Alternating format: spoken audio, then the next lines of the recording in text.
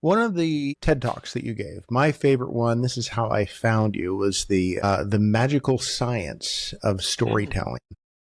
I was so enamored with that. I watched it a couple times, and that's kind of how I led into connecting with you and going through the Presenter Master program. All right. It was so brilliant on how you did that. Can you tell me kind of how you went around figuring out how to give that TED Talk? And I think that was that your second one that you did? Yeah, yeah. PowerPoint was the first one. Yeah.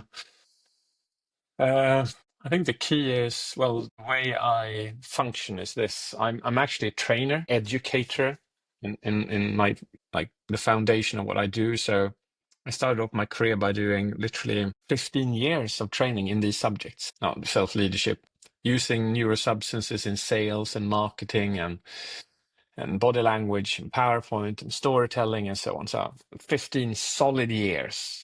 And then I was going to do my TED Talks, and that was quite simple for me then, because the only thing I had to do was pick out the content that I've been delivering for 15 years and ask myself, which is the best part, what is like the best of the best of the best of what I do? Where do I get reactions which are like, wow, that was crazy, David. How did you do that?